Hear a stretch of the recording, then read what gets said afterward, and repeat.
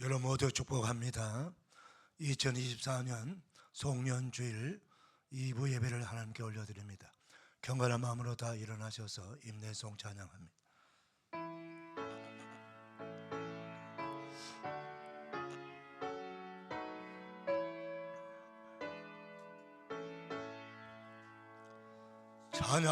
찬양하라 내 영혼아, 찬양하라 내 영혼아, 내 속에 있는 것들아 다 찬양하라. 경배하라 내 영혼아, 경배하라 내 영혼아, 내 속에 있는 것들아 다 경배하라.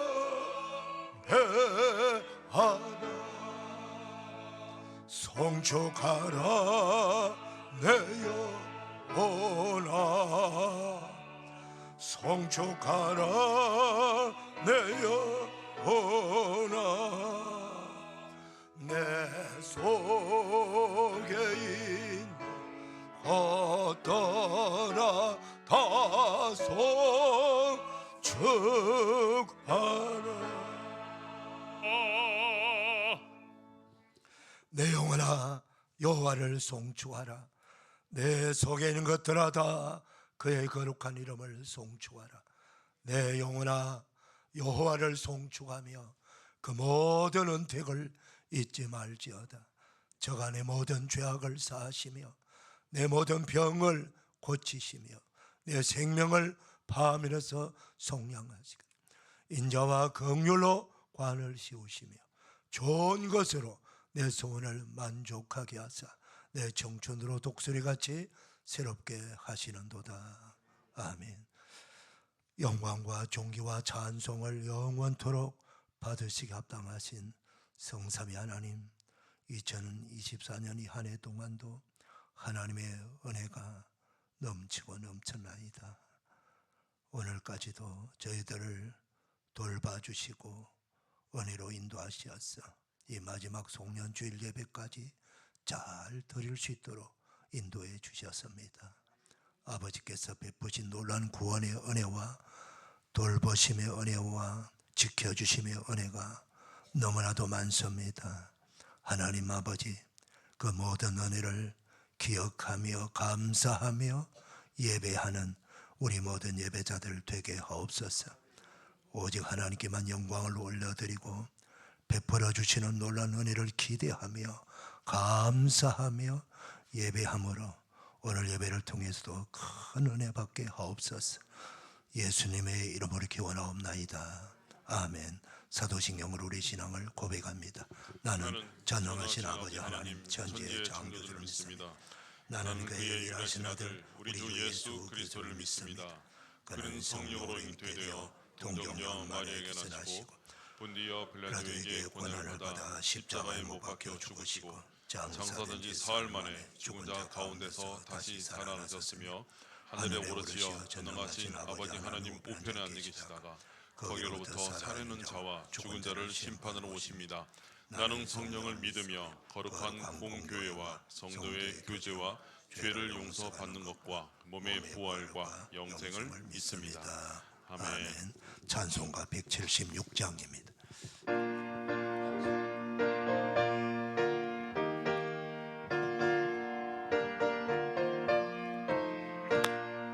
주는 때 다시 오실런지 아는 이가 없으니 등 밝히고 너는 깨어있어 주를 반겨맞아라. 주 안에서 우리 몸과 마음이 깨끗하게 되어서 주 예수님 다시 오실 때에 모두 기쁨으로 맞아라. 주 오늘에 다시 오신다면 부끄러움 없을까. 잘하였다 주님 칭찬하며 우리 맞아주실까. 주 안에서 우리 몸과 마음이 깨끗하게 되었어.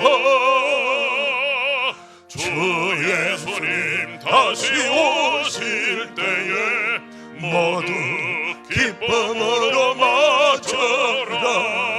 주 예수님 맡겨주신 일에 모두 충성 다했나. 내 맘속에 확신 넘칠 때에 영원하시 없겠네. 주 안에서 우리 몸과 마음이 깨끗하게 되었어. 주 예수님 다시 오실 때에 모두 기쁨으로 맞아라. 주 예수님 언제 오실런지 한밤에나 낮에나 늘 깨어서 주님 만든 성도 주의 영광 보겠네. 주 안에서 우리 몸과 마음이 깨끗하게 되어서 주 예수님 다시 오실 때에 모두 기쁨으로 맞아라. 아멘. 자리에 앉으시겠습니다. 김경영 장로님 기도해 주시겠습니다.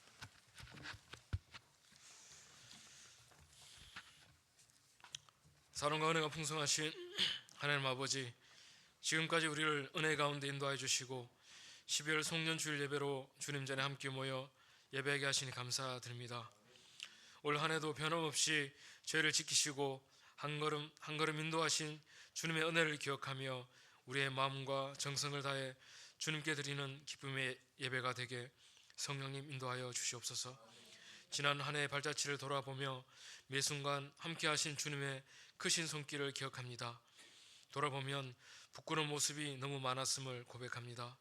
주님의 뜻을 온전히 따르지 못하고 주님의 음성보다 사람의 소리를 더 크게 들으며 세상의 힘에 더 의지하며 믿음 대신 의심으로 가득 찼던 우리의 날들을 주님 용서하여 주시옵소서. 새해는 저의 생각과 마음을 새롭게 하사 어떠한 상황에서도 주님께 의지하며 나아가는 삶을 살게 하여 주시옵소서. 이곳에 목자교회를 세워주시고 지금까지 인도하여 주심을 감사드립니다. 목자교회가 선교의 열정을 잃지 않게 하시고 주님 주신 복음의 사명을 충실히 감당하며 주님의 사랑을 실천하며 선한 영향력을 드러내는 교회가 되게 하여 주시옵소서. 한 해 동안 수고한 교육자들, 주일학교 교사들, 각처에서 수고한 봉사자들을 위로하여 주시고 축복하여 주시옵소서.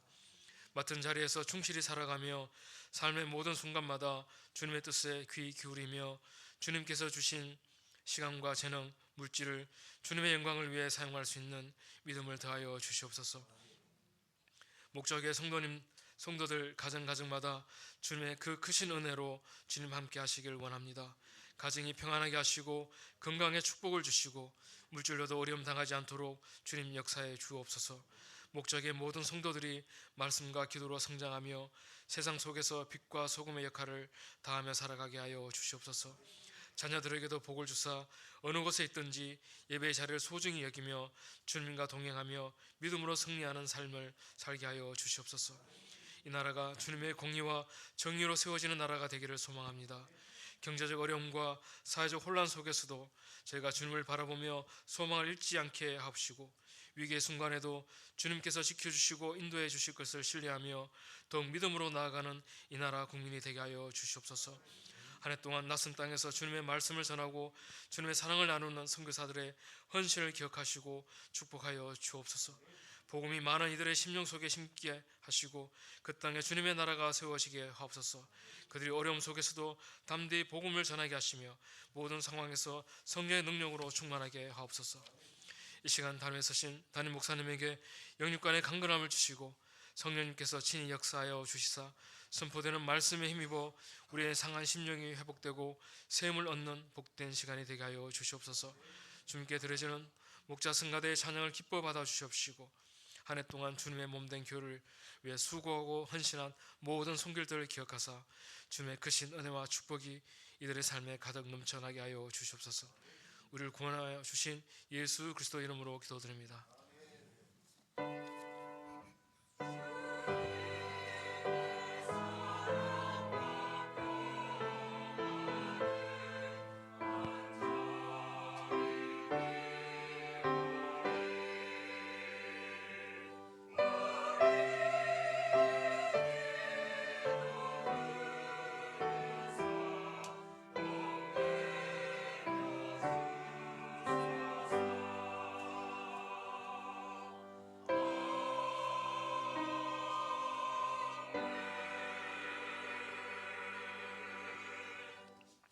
다 일어나셔서 봉헌 찬송 올립니다.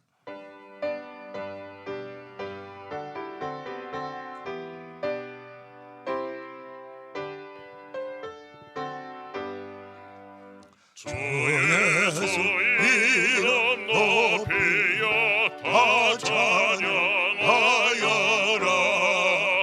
금연력 안을 터려서 한유의 주 찬양 내 귀한 몸에 바쳐서 만유의 주 찬양.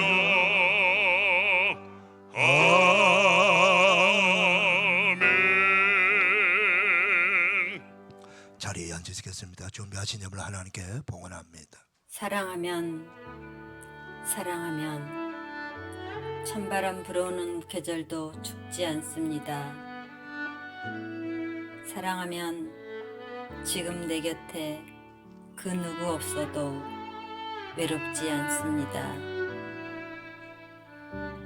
사랑하면 남의 허물이 보이지 않고 별처럼 반짝이는 모래알 만한 장점도 보입니다. 사랑하면 감사가 샘물처럼 터져 나옵니다. 감사의 표현은 내재된 인격의 꽃망울입니다. 이해가 다 가기 전에 그리스도 안에서 사랑으로 용서하고 사랑으로 감사하는 행복한 사람들 됩시다. 2024년 12월 29일 청리 김동환 목사.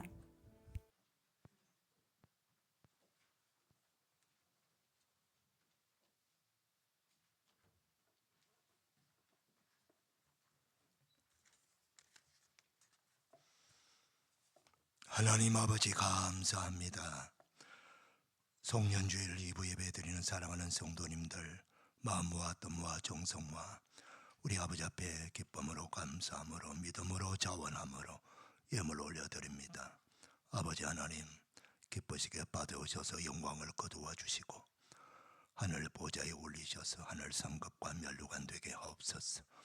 사랑하는 하나님의 거룩한 뜻을 따라 이 예물이 정직하고 아름답게 잘 세어지되 생명을 구원하고 생명을 살리는 데 쓰임받는 복된 헌금이 되게 하여 주셔서 지구 전 곳곳에 전쟁과 기근과 테러와 전염병으로 고통하는 백성들 그 현장에 나가 복음 전하는 선교사님들에게 전달되어서 한 생명이라도 더 구원하고 한 교회라도 더 세워지게 하시고 믿음의 성경을 가르치는 학교가 하나라도 더 세워지고 병원이 세워지고 그리스도의 복음이 편만하게 이 지구 전 곳곳에 퍼져나가는 데 쓰임받는 참으로 귀한 헌금이 되게 하여 주옵소서.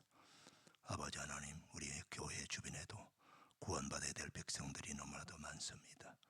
그 영혼들을 전도하는데 구제하는데 잘 세워지는 복된 헌금이 되게 하여 주옵시고, 세워질 때마다 생명의 열매, 구원의 열매가 주렁주렁 맺게 하여 주시옵시고, 하나님의 영광 나타나게 하여 주옵소서. 예물드리는 모든 백성들 가정과 일터와 기업을 복주시되 부족함이 없는 은혜와 복을 주시고, 이 어려운 시대에도 감사하며 살아갈 수 있는 믿음을 더하여 주시고, 생활에 부족함이 없도록 필요한 것들을 일일이 주님께서 챙겨주시고 채워주시었어 늘 감사로 고백하며 나아갈 수 있는 복된 성도들 다 되게 하여 주옵소서. 병든 자들 한 분도 예외 없이 다 권능의 손으로 안수하셔서 치유하여 주시고, 우리 사랑하는 자녀들을 축복하셔서 믿음의 반석 위에 굳게 세운바다 하나님을 경외하며 예배하며 찬양하며 겸손히 기도하며 은혜를 구하는 복된 자녀들 다 되도록 복 주시고, 우리보다 더 좋은 믿음을 가지고 이 시대를 살아낼 수 있도록 은혜를 도하여 주옵소서. 모든 것 다 주시고 모든 걸 다 가지시고 은혜 주시기를 기뻐하시는 예수님의 이름으로 감사 기도리옵나이다. 아멘.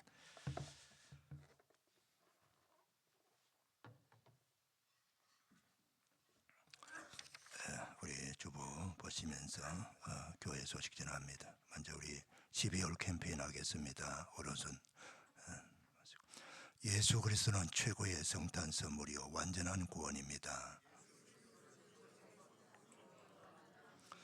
예수 그리스도는 최고의 성탄 선물이요 완전한 구원입니다. 예수 그리스도는 최고의 성탄 선물이요 완전한 구원입니다. 아멘. 오늘은 2024년 송년주일입니다. 한 해 동안 베푸신 은혜가 너무나도 많지 않습니까? 그 은혜를 생각하며 감사함으로 순간순간 감사하는 마음으로 찬송하고 기도하고 예배하는 이 한 시간 우리 모두가 되기를 축복합니다. 내일 모레 우리 12월 31일 오후 10시부터 송구 영신 예배 찬양도 하고 또 안수기도도 받고 예배 드립니다. 일반 백성들은 새해 복 받기 위해 가지고 동해안으로 해를 보기 위해서 산 꼭대기에도 올라가고 바닷가도 나가고 그러는데, 새해 1월 1일 날 떠오르는 해를 보고 복 달라고 비는 어리석은 백성들은 우리는 아닙니다. 해를 만드신 하나님을 우리는 찬양하고 예배하는 것이 복입니다. 그래서 한 해가 마무리하는 시간에 또 새해가 시작되는 시간에 하나님의 거룩한 성전에 나와서 그 하나님을 예배하며 찬양할 때에 바로 그런 자들에게 하나님은 놀라운 은혜와 복을 주시는 것입니다. 송구 영신 예배 한 번도 빠짐없이 가족들 아이들까지 다 데리고 나오셔서 축복 안수 기도도 받으시고, 또 우리 기도 제목을 용지를 줄 것입니다.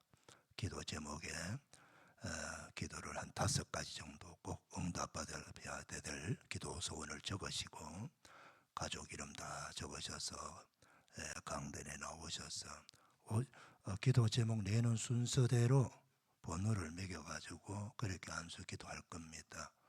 그래서 여러분들이 다 10시부터 나오시 기도 제목 적으셔서 우리 교역자들에게 내시면은 번호를 딱딱 매겨가 줄 거예요. 그럼 그 번호 순서대로 기도를 받고 예배 마치고 바로 돌아가시면 되겠습니다. 그래서 여러분들이 송구 영신에 나오셔서 한 해를 잘 은혜 가운데 마무리하시고 새해를 기쁨으로 준비하는 복된 우리 성도님들 다 되시기를 축복합니다. 다음 주일은 2025년 신년 감사 주일 예배를 드리고요. 아울러 성찬식도 있습니다. 그래서 그리고 또 새해부터는 주일 오후 예배도 있습니다. 지금까지 청년부 주관으로 2시 예배를 드렸는데 청년부는 오후 1시에 교육관에서 예배를 드리고 작년 예배가 새해부터 있습니다. 그래서 첫 감사 예배, 첫 주일 예배 잘 드려주시기를 바랍니다. 신년 특별 새벽 기도가 1월 6일부터 한 주간 있습니다. 주보에 맡은 분들이 나와서니까 충성해 주시기를 바라고, 또 새해부터 수요 저녁 예배와 금요 기도에 주간 부서가 주보에 나와 있습니다. 수요 예배는 첫째 주간에는 1교구, 둘째 주는 2교구, 셋째 주는 3교구, 넷째 주는 4, 5교구 주간으로 드리게 됩니다. 또 금요 기도에는 첫째 주는 교사의 주간, 둘째 주는 성가대 주간, 셋째 주는 남선교회 안수집사의 주간, 넷째 주는 여전도의 권사의 주간, 다섯째 주는 당회와 재직회 주간, 그렇게 주간으로 예배드립니다. 각 기관에서는 책임감을 가지시고 주님 앞에 예배드리고 기도하는데 충성을 다해 주시기를 바랍니다. 오늘 우리 중고등부에서 연말 불우이웃 돕기를 위해서 1일차 판매합니다. 여러분들이 많이 협력해 주시기를 바랍니다. 연말 정상 기부금 신청하시기를 바랍니다. 성경 통독하시고 성경 필사하신 분들 행정실로 알려주시길 바랍니다. 이번 주일 식사 섬김은 강정경 권사님, 박인호 선 가정에서 범사에 감사드렸고요. 오늘 주일 꽃꽂이는 서정웅 안수사님, 권숙경 권사 가정에서 서은진생 일감사로 섬겼습니다. 교회 광고 주보 참고하시길 바랍니다. 이제 우리 김석 안수사님, 영자권님 나오고 성경 봉독하시고 목자성가대 나옵니다.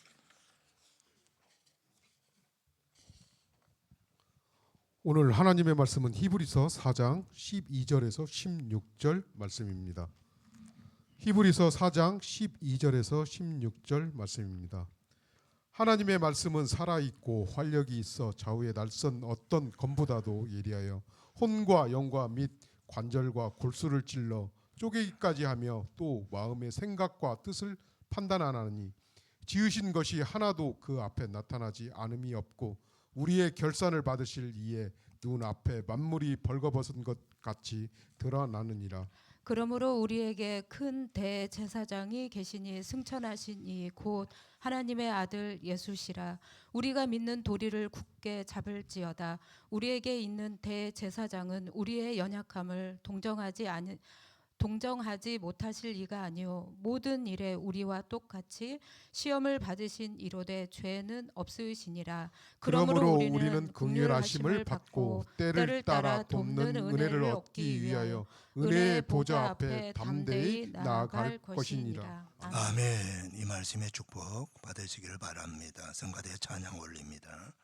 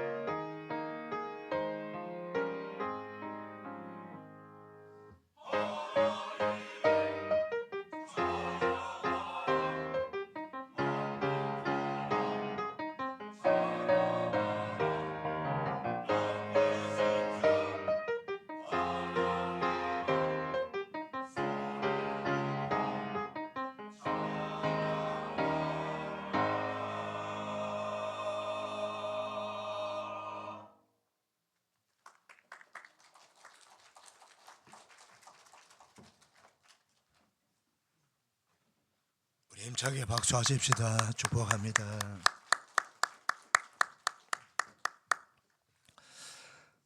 송년주일 2부 예배 나온 여러분들 주님의 이름으로 축복합니다. 우리 옆사람 서로 축복 인사 나누겠습니다. 축복합니다. 반갑습니다. 은혜 받읍시다. 할렐루야.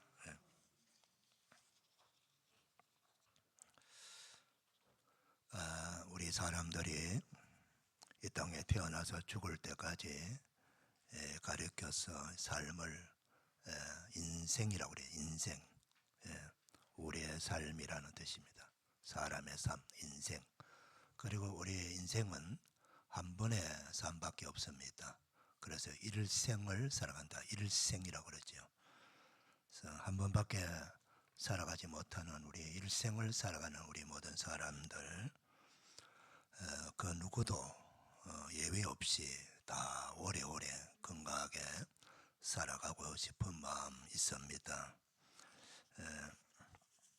그래서 성경에 나오는 그 머두셀라 그 시대 사람들은 대체적으로 천수를 했죠. 머두셀라는 969세로 인류 중에서 가장 오래 산 사람입니다.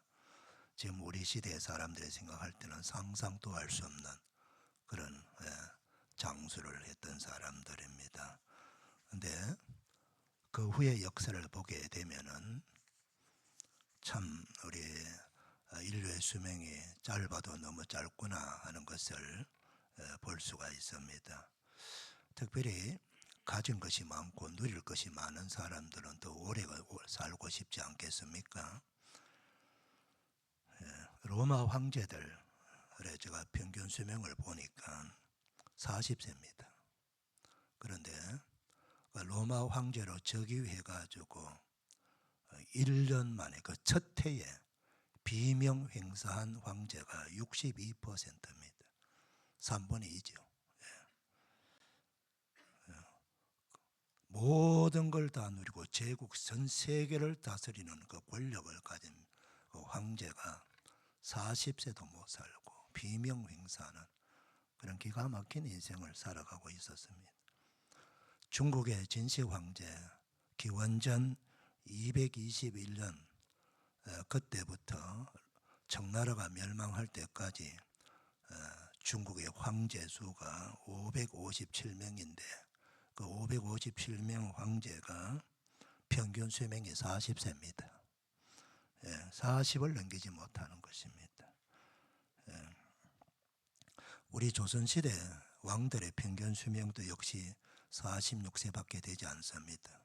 가장 오래 살았던 왕은 영조가 83세고요.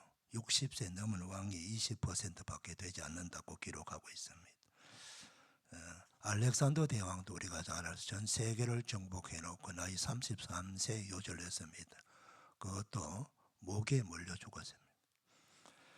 독재자 히틀러도 57세로 자살하고 마감했습니다. 스탈린은 70세까지 살았지만은 그 공산당, 소련 공산당 수뇌부들하고 신나게 먹고 마시고 술 취한 채 잠을 자다가 그대로 가버렸습니다. 고대 그리스 사람들의 평균 수명은 남자가 44세, 여성은 36세였습니다. 지금 우리가 유럽은 얼마나 선진국이고 떵떵거리고 잘 살고 있습니까? 근데 산업혁명이 일어나기 전 1800년까지 서유럽 평균 수명은 35세입니다. 제가 그 책을 좋아해서 여러 가지 책을 읽으면서 그 위대한 사람들의 수명이 되게 짧더라고요. 이상하다 생각했는데 오늘 제가 설교를 준비하면서 도대체 인간들의 수명이 역사적으로 어떤가 쭉 살펴보니까 거의 대부분이 40세도 못 사는 거예요. 파스칼 같은 경우에도 30대 죽었어요.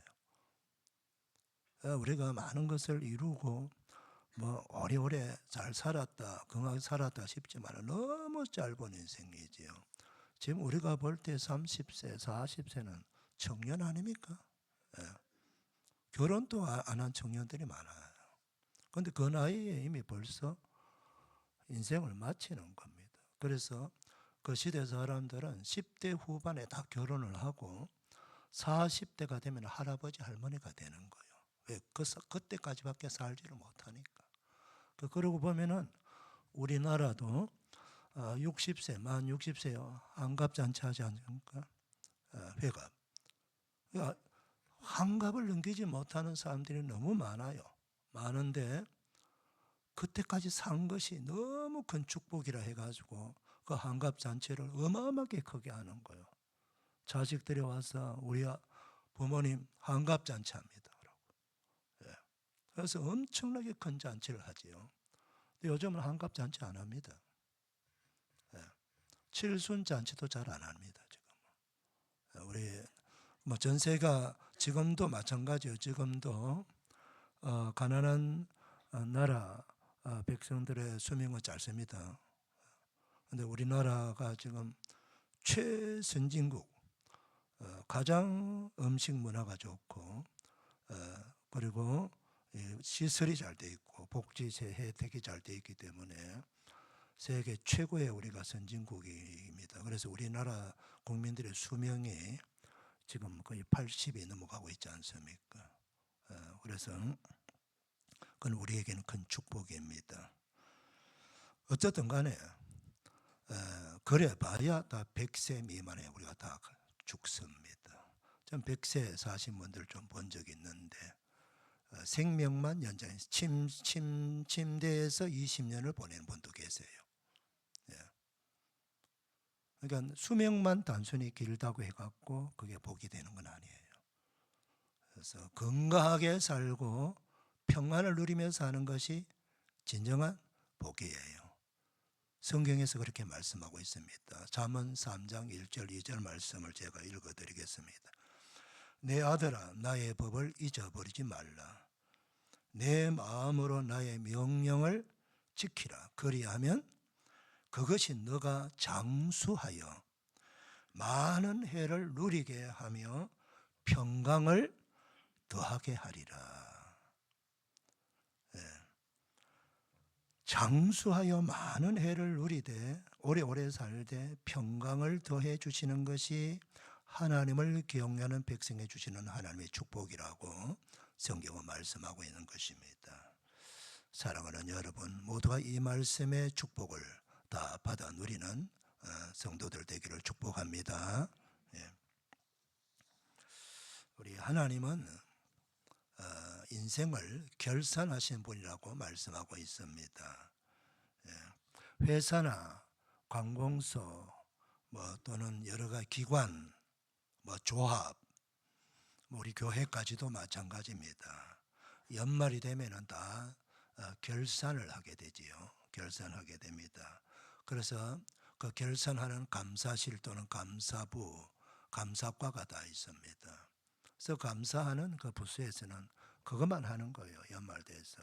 그래서 그 감사 부서에서 그 각 기관의 각 부서에서 그 예산대로 잘 예산을 잘 활용했느냐 하지 않았느냐, 바르게 사용했느냐 바르게 쓰지 않았느냐, 업무를 잘 했느냐 하지 못했느냐, 이 전반적인 감사를 다 해가지고 그 감사 보고를 주주총회나 또는 이사회나 그리고 교회 같은 경우는 공동의회나 이런 다 제출하는 건 제출해가지고 온 조합원들이, 온 이사들이, 온 그 회사 주주들이 다 볼 수 있도록 그렇게 하는 것입니다. 그래서 마찬가지로 우리 하나님께서도 우리 각 사람의 살아온 그 인생의 내용에 대해 가지고 해마다 또는 종합적으로 전체적으로 우리 인생을 결산하신다고 오늘 성경은 우리에게 가르쳐 주고 있습니다. 예. 히브리서 기자는 하나님께서 결산하시는 방식을 아주 자세하게 설명하고 계시는데 우리 13절 우리 같이 한번 읽어볼까요? 자, 13절 시작. 지으신 것이 하나도 그 앞에 나타나지 않음이 없고 우리의 결산을 받으실 이의 눈앞에 만물이 벌거벗은 것 같이 드러나느니라.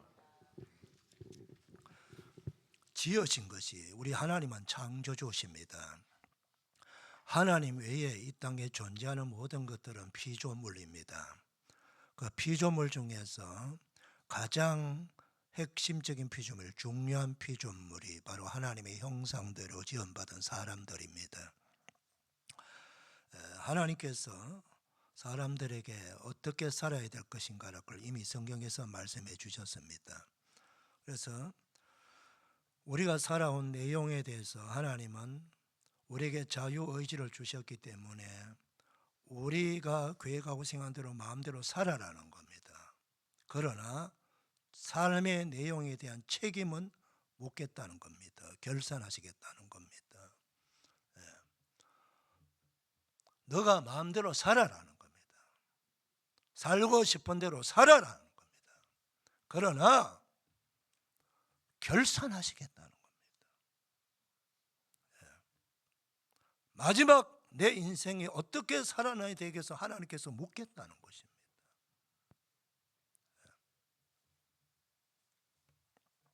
그래서 지으신 것이 하나도 그 앞에 나타나지 않음이 없다.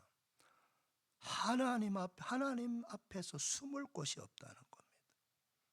사랑하는 여러분, 아담과 하와가 에덴 동산에서 범죄했습니다. 여러분, 에덴 동산은 사람이 살기 완벽한 곳입니다. 부족함이 하나도 없는 곳이에요. 그런 곳에서도 그 첫 번째 사람이 범죄했죠. 마귀에게 속아서. 우리가 마귀에게 속든 자기 스스로 의지적으로 속았든 어떻든 간에 범죄하면은 우리가 하나님 앞에 책임을 물어야 됩니다. 그런데 그들이 범죄하고 난 후에 마귀가 원하는 대로 하나님처럼 될 것도 아니고 범죄하고 나니까 갑자기 수치심과 두려움으로 가득 찼습니다. 그들이 한 행동이 뭐예요? 하체를 가리는 거고, 그 다음 두 번째 하는 행동이 뭡니까? 숨는 겁니다. 숨는 거. 아담아, 아담아, 하나님이 부르실 때에 아담이 뭐라고 말했습니까? 내가 두려워하여 숨었나이다. 범죄하게 되면은 내게 찾아오는 영적인 반응, 마음의 상태의 반응이 뭐냐? 두려움입니다. 두려움이 찾아오고, 두렵기 때문에 숨는 거예요. 그곳에 누가 있나요? 경찰이 있나요? 형사가 있나요? 검사가 있나요? 자기를 뒤쫓아오는 사람이 있나요? 고발하는 사람이 있나요? 아무도 없습니다. 그런데 왜 숨습니까? 바로 하나님이 두려운 겁니다. 그런데 여러분, 하나님 앞에서 숨을 수 있습니까? 내가 숨는다고 숨겨지는 겁니까? 숨는다는 거예요. 사랑하는 여러분, 하나님 앞에 숨을 곳이 없다는 겁니다. 그래서 나타나지 않음이 없다. 그 앞에. 그 다음 우리의 결산을 받으시니, 우리의 결산을 받으실리 하나님이죠. 반드시 우리를 결산하시고 결산을 받으실 분이라고 말했습니다. 그 하나님 앞에, 하나님의 눈앞에 만물이 벌거벗은 것 같이 드러나느니라. 우리가 삶을 어떻게 살았든 사람들은 속일 수 있었고, 사람들 모르게 무슨 짓을 했는지는 사람들은 몰라도 하나님은 다 알고 계신다는 겁니다. 하나님 앞에 벌거벗은 것까지 다 드러날 수밖에 없는 우리 인생의 삶이라는 겁니다. 하나님을 모르는 백성들은, 이 사실을 모르는 백성들은 하나님 앞에 하나님 존재를 인정하지 아니하고 우상 숭배하는 자들,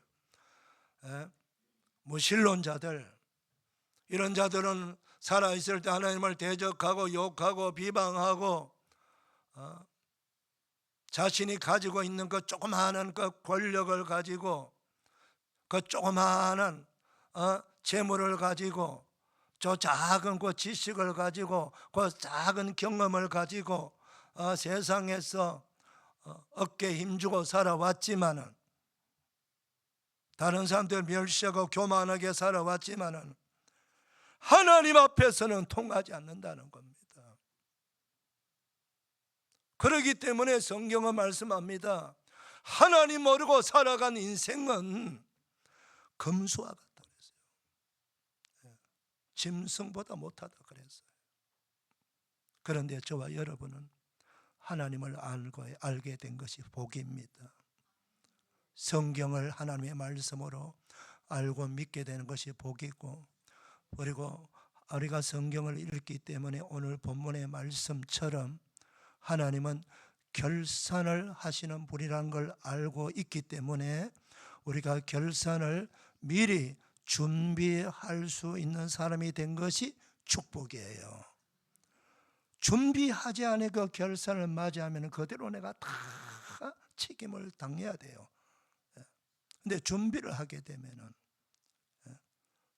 하나님 앞에 섰을 때에, 마지막 심판대 앞에 섰을 때에 그 준비한 것 때문에 내가 은혜를 받게 되는 거예요.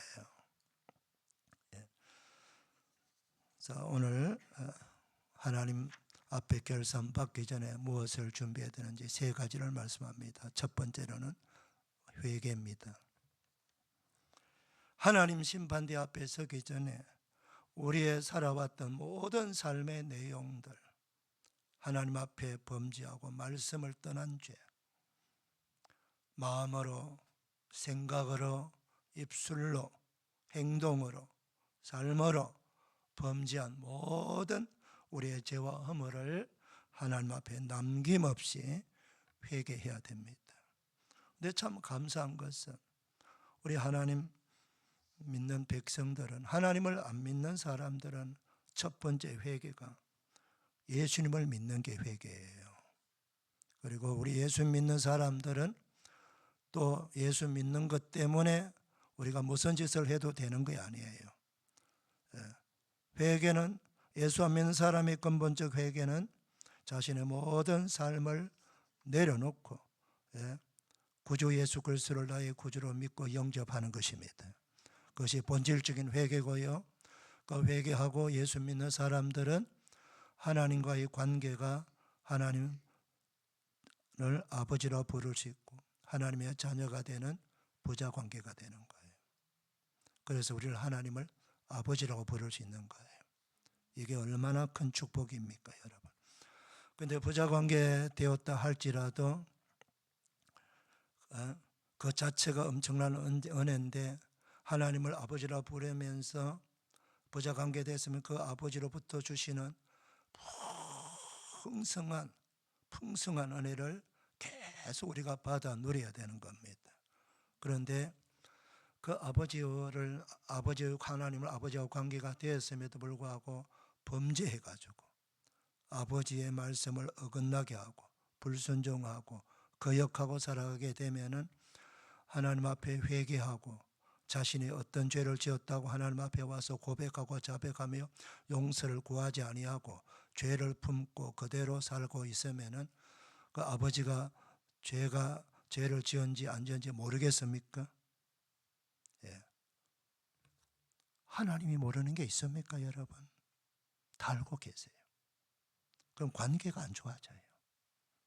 우리가 세상의 부모님하고도 부모가 원치 않는 엉뚱한 길로 가고 자꾸 세상에서 죄만 짓고 돌아다니면 그 자식이 법적으로는, 호적에는 내 자녀로 이름이 올라가 있지만은 관계적으로는 완전히 파탄이 난 거 아닙니까? 예. 만나지도 아니하고 찾아보지도 아니하고 호적에는 이름이 올라가 있는데 실제 삶의 내용으로서는 전혀 관계가 없어요. 덩지고 사는 거예요. 아버지로부터, 부모로부터 사랑을 받을 수가 없어요. 부모가 사랑을 주려고 해도 줄 수가 없어요. 그런데 그 자식이 부모에게 찾아와서 부모님, 제가 이렇게 잘못했습니다. 용서해 주세요. 이렇게 빌고 용서를 구하고 그러면은 그 용서 구하고 찾아와서 비는 그 자식을 물리칠 부모가 어디 있습니까? 다 받아주고 안아주고 그래 용서하마 앞으로 잘 살아라 축복해주고 그때부터 관계가 좋아지는 거예요.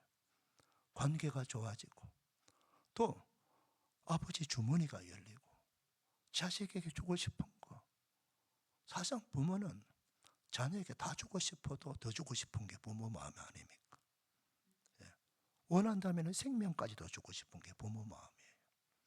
하물며 우리 하나님 아버지는 어떨까요? 하나님 앞에 나와서 회개하고 잘못을 뉘우치고 자백하면 그 즉시 용서해 주시고 은혜를 주신다는 거예요. 사랑하는 여러분, 오늘 시편 32편 5절 보면 다윗의 고백이에요. 다윗은 이렇게 고백합니다. 내가 이러기를 내 허물을 여호와께 자복하리라 하고 주께 내 죄를 아뢰고 내 죄악을 숨기지 아니하였더니 곧 주께서 내 죄악을 사하셨나이다. 여러분, 다윗은 얼마나 위대한 믿음의 사람입니까? 이스라엘 왕 중에 최고의 성군입니다. 그래서 하나님조차도 내 마음에 합한 자라고 했어요.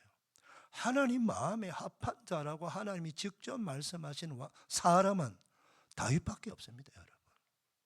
그런 사람도 그는 간음죄를 지었고 간음죄를 감축해서 살인죄를 지었습니다. 사람이요 범죄하려면 순식간에 눈 깜짝할 사이에 무서운 죄를 지을 수도 있어요. 그게 우리의 죄성이 우리 속에 감추어져 있을 뿐이에요. 누구든지 예외가 없다는 겁니다. 바로 우리 모두는 죄에 노출되어 있고 충분히 죄를 지을 수 있는 사람이고 죄를 짓고 살아가는 사람입니다. 그렇기 때문에 하나님 그 사실을 아시고 우리 믿음의 사람에게도 예외 없이 하나님 없이 우리 죄를 자복하고 회개하기를 하나님이 요청하시는 것입니다. 그럼 우리는 하나님께 우리 죄를 자복하고 회개하면은 하나님은 적극적으로 용서해 준다 말하는 거예요. 이 얼마나 놀라운 은혜입니까? 우리가 잘못했습니다. 아버지 용서해 주세요 하고 자신의 죄를 낱낱이 고백하고 자복하고 회개하면은 우리 하나님께서 곧 즉시 적극적으로 주께서 내 죄악을 사하셨나이다. 그렇게 말씀하는 거예요. 기다려봐라. 한 1년쯤 내가 하는 거 보고 뭐 이런 말씀하지 않으셨어요. 이 얼마나 놀라운 은혜입니까? 우리의 아버지 하나님은 마치 부모님이 자식이 돌아오기를 기다렸다시 그 말 한마디 아버지 잘못했습니다 잘할게요 그 말 한마디 듣고 그 아이를 다 믿어주는 거예요. 그 말 한마디 때문에. 우리 하나님도 마찬가지입니다.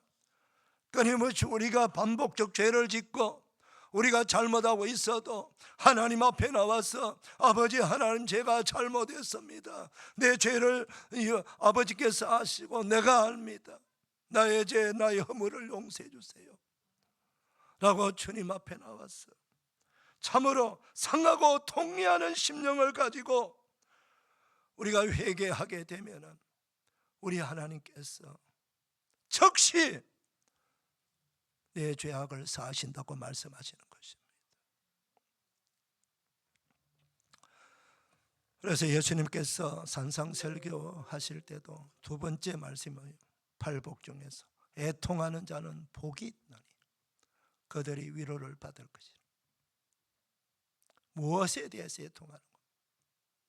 자신이 지은 죄에 대한 애통이에요. 내가 지은 죄를 애통하는 거예요. 지금 우리는 남을 판단하고 비판하기에 급격해 하고 있어요.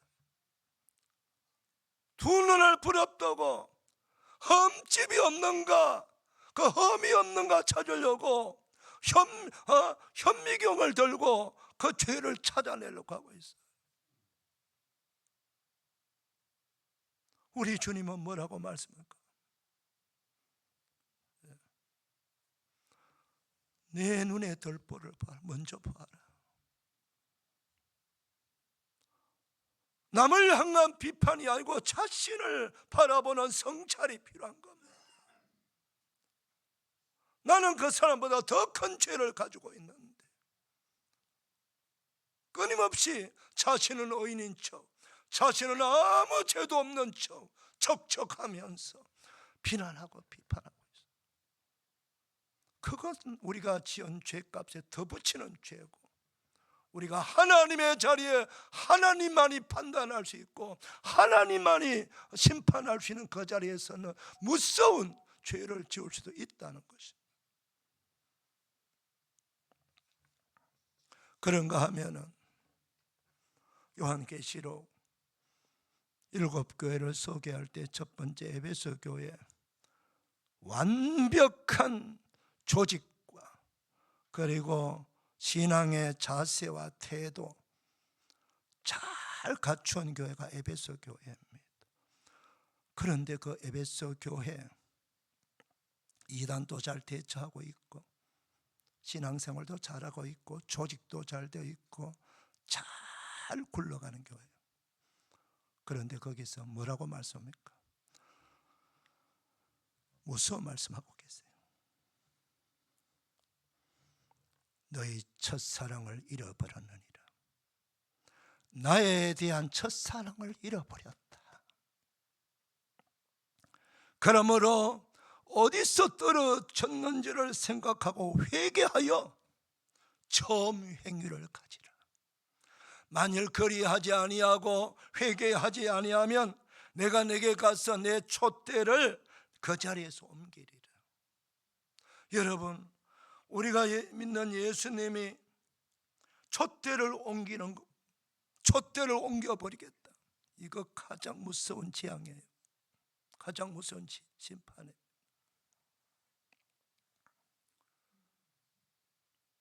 신앙생활, 내가 예수님을 처음 믿고 구원받은 은혜에 감격해서 눈물 콧물 흘리면서 나 같은 죄인을 구원해 주신 하나님의 은혜에 감사합니다 하면서 그 구원의 은혜, 영생받은 은혜 감격하면서 찬송하고 예배하고 기도하고 만나는 삶마다 구원의 그 복된 소식을 전하고 전했던 내 그 주님을 향한 첫사랑은 시간이 흘러가면서 점점 그 첫사랑은 사라져 버리고 남아있는 것은 이제는 나 자신의 본래의 내 모습, 육신을 가진 내 모습만이 남아가지고 예배도 드립니다, 봉사도 합니다, 하는 건 다 해요. 그런데 왜 예수님이 책망하십니까? 무엇입니까?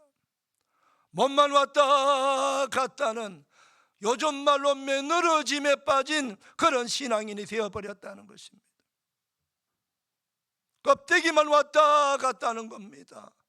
마음도 없고 영혼에 불타는 영혼의 심령도 없고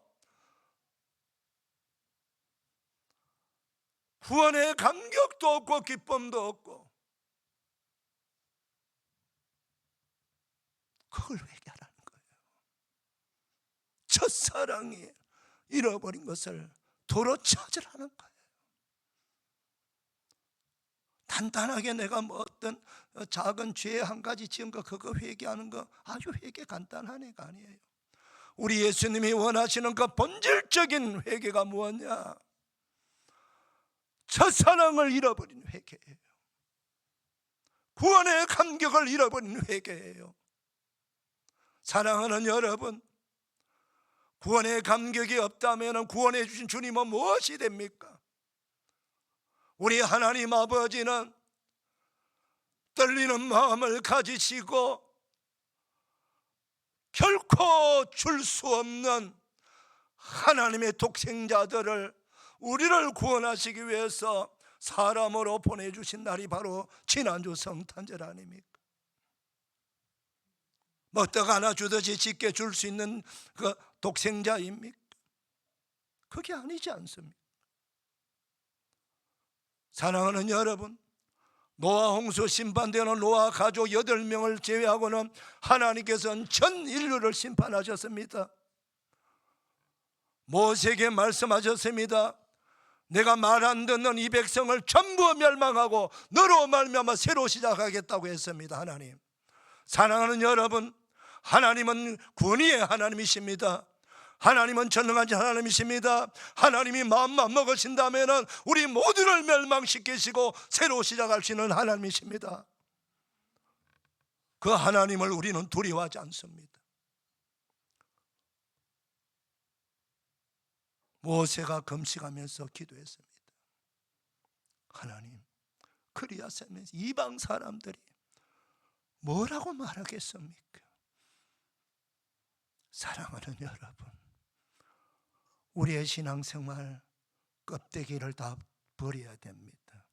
껍데기를 벗어버리고 진솔한 신자가 되어야 됩니다.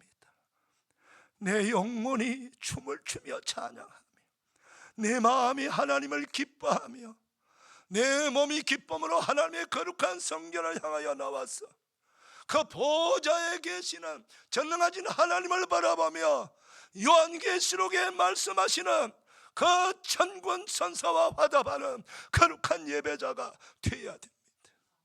이것이 바로 첫사랑을 회복하는 회개입니다. 두 번째로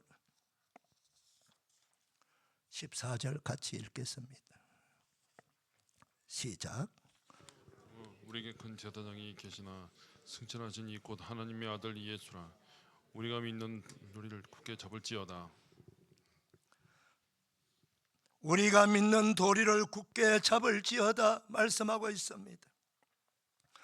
우리 목자 성경대학에 10가지 교리 공부하신 분들도 있고 안 하신 분도 있지만, 사랑하는 여러분, 우리가 믿는 도리를 굳게 잡으셔야 됩니다. 믿는 도리가 무엇입니까? 신앙생활 하는데 예배당에만 왔다 갔다 하는 것이 아니고 여러분이 믿는 하나님이 누구신가를 분명히 아셔야 됩니다. 내가 믿는 하나님이 성부 하나님, 성자 하나님, 성령 하나님, 삼위일체 하나님이신 것을 분명히 알고 믿으셔야 되고, 그분이 창조시고 생사화복을 주장하시고 역사를 주관해 가시는 전능하신 하나님이신 것을 믿으셔야 됩니다. 그리고 그 하나님을 믿는 백성들, 우리가 살아가면서 죄를 짓는데 구원받아야 되는데 어떻게 해야 구원받는가를 알아야 돼요. 성경은 말씀합니다. 오직 예수 그리스도를 믿는 믿음으로만이 구원받는다고 말씀하고 있는 것입니다. 여러분, 구원의 확신과 구원의 은혜가 없기 때문에 이단 사이비한테 쉽게 넘어가는 것입니다. 구원의 감격이 없기 때문에 믿음 생활 재미가 없는 것입니다. 구원의 도리를 배워야 돼요. 믿음의 사람들이 모임의 공동체가 바로 교회입니다. 여러분, 교회는 예수님의 몸이라 그랬고 그 몸의 머리가 되신 분이 또 예수님이라고 말씀하셨습니다.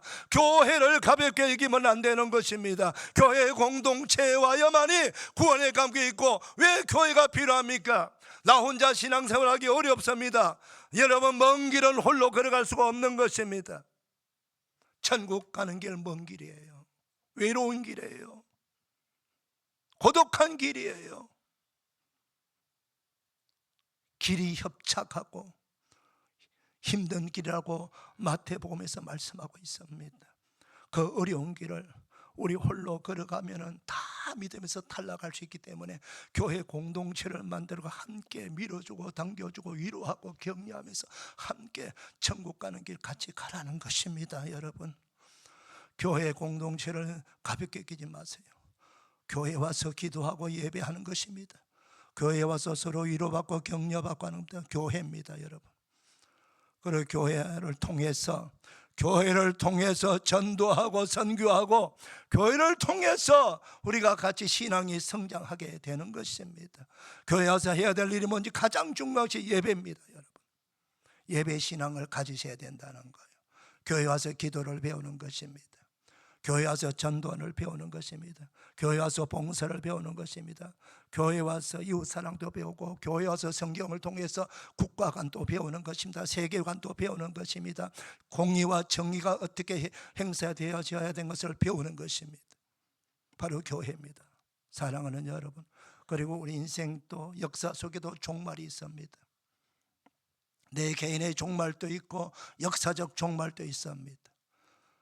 그 사실을 알고 천국과 지옥도 있습니다. 마귀와 천사도 있습니다. 이 모든 것들을 종합적으로 배우는 것, 그게 바로 믿음의 도리라고 하는 것입니다. 이 믿음의 도리를 굳게 잡아야만이 우리가 흔들리지 않는 신앙생활을 할 수 있다는 겁니다. 마지막 세 번째로는 무엇입니까? 16절입니다. 같이 읽읍시다. 시작. 그러므로 우리는 긍휼하심을 받고 때를 따라 돕는 은혜를 얻기 위하여 우리 가운데 하나님의 은혜가 필요 없는 사람이 있습니까? 은혜 없이 살아갈 수가 있습니까, 여러분? 여기 계신 분들은 다 알고 계실 것 같습니다. 요한복음 15장 5절에 너희가 나를 떠나서는 아무것도 할 수 없다고 했습니다. 우리가 예수 그리스도 우리 주님을 떠나서는 아무것도 할 수 없습니다. 그분이 말로 생명입니다. 그분을 모셔야 영생을 얻는 거예요. 그분 없이는 아무것도 없는 겁니다. 우리 인생은 제로가 되어버리는 것입니다. 내가 가진 것, 작은 것, 뭐 세상에 있는 것, 그거 붙들고 얼마나 살 수 있겠습니까? 누가복음에 부자가 뭐라 합니까? 내가 창고를 가득 채웠습니다. 어리석은 자야, 오늘 밤에 내 생명을 거두어가면 너 가진 것이 누구 것이 되겠느냐? 오늘 밤에 우리의 생명을 거두어가면 우리의 생명이 누구 것이 되겠습니까? 내일을 모릅니다. 제가 일부 예배 마치고 잠깐 뉴스를 보니까 무주 공항에 사고가 났더군요. 비행기 사고. 실컷 우리나라까지 와가지고 그 공항에서 사고 날지 누가 알았겠어요? 우리는 아무 일도 몰라요. 잠시 후의 일도 알 수가 없어요. 내 인생이, 내가 지금 생명을 가졌다고 내 생명이 뭐 영원토록 내가 보존할까? 하나님이 은혜 주지 않으면 우리는 아무것도 알 수 없다는 겁니다, 여러분. 우리 가정의 문제도, 내 인생의 문제도, 우리 자녀의 문제도, 우리 교회의 문제, 우리 조국의 문제도, 우리 미래의 문제도 하나님의 은혜가 임해야 된다는 겁니다. 사랑하는 여러분, 얘가 가긴 우리가 새해를 다 맞이해야 되지 않겠습니까? 잠시 후에 알지 못하는 우리 인생의 길에서 하나님의 은혜가 필요한 겁니다. 그래서 오늘 기자는 말하는 것입니다. 우리는 긍휼하심을 받고 때를 따라 돕는 은혜를 얻기 위하여 은혜의 보좌 앞에 담대히 나아갈 것입니다. 은혜의 보좌 앞에 예배의 자리로, 기도의 자리로 나오시는 겁니다. 이것만이 우리가 하나님의 결산을 준비하는 지혜로운 성도가 된 줄 믿으시길 바랍니다. 여러분 모두가 그렇게 되기를 축복합니다. 기도합시다. 하나님 감사합니다. 송년주일 맞이하여서 우리 하나님께서 말씀하십니다. 이 말씀을 귀담아 듣게 하시고 영혼으로 받게 하시고 결산을 준비하는 지혜로운 성도들 다 되게 하옵소서. 예수님의 이름으로 기도리옵나이다. 아멘. 다 일어나셔서 찬송가 175장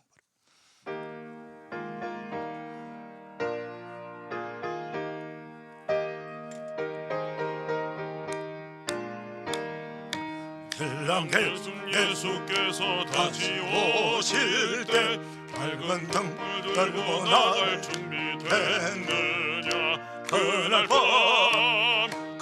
밤에 주님 맞을 등불이 준비됐느냐? 예배하라 우리 신랑 예수 오실 때 밝은 등불 손에 들고 기쁨으로 주를 맞겠네. 주를 주를 나와 맞이하는 소리 들릴 때 기뻐하며 주를 맞이할 수 있느냐. 그날 밤에 주님 맞을 등불이 준비됐느냐. 예배하라 우리 신랑 예수 오실 때 밝은 돈불 손에 들고 기쁨으로 주를 맞겠네. 항상 깨어 기도하며 거룩한 기름 준비하지 않고 주를 맞지 못할 그날 밤에 주님을 맞을 등불이 등불이 준비됐느냐.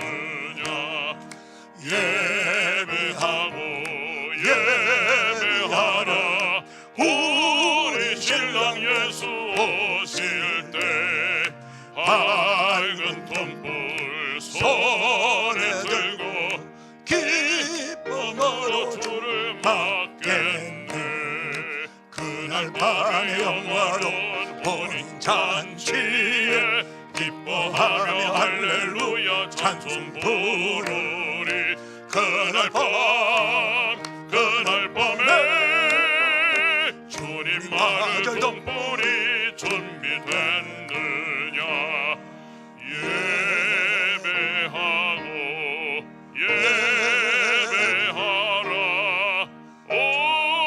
우리 신랑 예수 오실 때 밝은 등불 손에 들고 기쁨으로 주를 맞겠네.